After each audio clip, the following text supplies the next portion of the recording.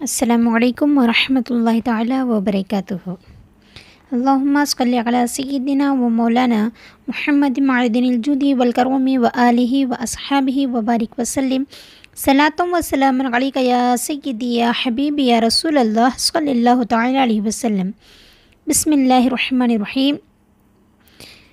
درود پاک کے فضائل اتنے زیادہ ہیں کہ جن کو زبان بیان نہیں کر سکتی ہے، قلم سے تحریر نہیں کیا جا سکتا ہے، اوراق ختم ہو جائیں گے، الفاظ ختم ہو جائیں گے، مگر اسلام کی شہزادیوں درود پاک کی فضیلت کا ادنا سا جو حصہ ہے وہ بھی ہم سے بیان نہیں ہو پائے گا، مگر عقل مند را اشارہ کافی کند، یعنی عقل مند کے لیے اشارہ کافی ہے، اور عاشقان رسول کے لیے ایک ہی حدیث کافی ہے۔ ملاحظہ کریں، مثنوی شریف میں ہے کہ ایک مرتبہ سید عالم سرور کائنات صلی اللہ تعالیٰ علیہ وسلم نے شہد کی مکھی سے پوچھا۔ کیا پوچھا؟ غور سے سنیں، تو شہد کیسے بناتی ہے؟ رسول کریم صلی اللہ تعالیٰ علیہ وسلم نے عرض کیا کہ تو شہد کیسے بناتی ہے؟ تو اس شہد کی مکھی نے عرض کیا، یا حبیب اللہ، ہم چمن میں جا کر طرح طرح کے پھولوں کا رس چوستے ہیں، پھر اس کو منہ میں لے کر اپنے چھتوں تک آ جاتے ہیں اور وہاں اگل دیتے ہیں، وہی شہد ہے۔ سامعین کرام، تو رسول کریم صلی اللہ تعالیٰ علیہ وسلم نے فرمایا، پھولوں کے رس پھیکے یا کسیلے ہوتے ہیں اور شہد تو میٹھا ہوتا ہے، یہ مٹھاس کہاں سے آتی ہے؟ شہد کی مکھی نے عرض کیا، ہمیں قدرت نے سکھایا ہے کہ ہم چمن سے لے کر چھتوں تک راستے بھر میں آپ پر درود پاک پڑھتے ہوئے آتی ہیں، سبحان اللہ۔ اور اس کے بعد پھر شہد کی مکھی کیا کہتی ہے؟ اسی کی برکت سے شہد میں لذت اور مٹھاس پیدا ہو جاتی ہے۔ تو سامعین کرام، جب درود پاک کی وجہ سے شہد میں مٹھاس پیدا ہو جاتی ہے، شہد میں لذت آتی ہے، شہد میں برکت ہو جاتی ہے، پھر اگر ہم پڑھیں، ہم امت محمدیہ مصطفیٰ صلی اللہ علیہ وسلم ہو کر اگر ہم درود پاک پڑھیں تو کیا ہماری زبان میٹھی نہیں ہوگی؟ آج ہم کبھی زبان کھولتے ہیں تو ہماری بول کڑوے ہی ہوتے ہیں، ہماری زبان میں مٹھاس ختم ہو گئی ہے۔ اس کی خاص وجہ یہی ہے کہ ہم درود پاک کو فراموش کر دیے ہیں، جس کی وجہ سے نتیجہ آج ہمارے سامنے ہے۔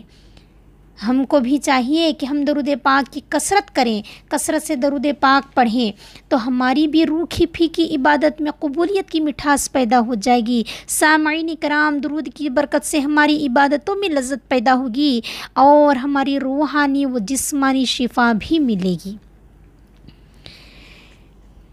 میرے پیارے اسلام کی مقدس شہزادیوں، رسول کریم صلی اللہ تعالیٰ علیہ وسلم پر درود پاک پڑھنا ہر مسلمان مکلف پر زندگی میں ایک مرتبہ فرض ہے۔ رسول خدا صلی اللہ تعالیٰ علیہ وسلم نے ارشاد فرمایا، میرے پاس جبریل، اسرافیل، میکائیل اور عزرائیل آئے۔ جبریل نے فرمایا، جو آپ پر درود بھیجے گا میں اس کا ہاتھ پکڑ کر اسے پل صراط سے اتاروں گا۔ کہیے ایک مرتبہ سبحان اللہ۔ پھر اس کے بعد آپ نے عرض کیا کہ میکائیل نے کہا، میں آپ کے حوض کوثر سے اسے پانی پلاؤں گا جو آپ پر درود پاک کی کثرت کرے گا۔ پھر اس کے بعد اسرافیل نے کہا، میں خدا کے سامنے سجدہ کروں گا، اس وقت تک اپنا سر نہیں اٹھاؤں گا جب تک کہ اس بندے کی اللہ مغفرت نہ کر دے۔ سبحان اللہ، درود پاک کی فضیلت تو دیکھیے۔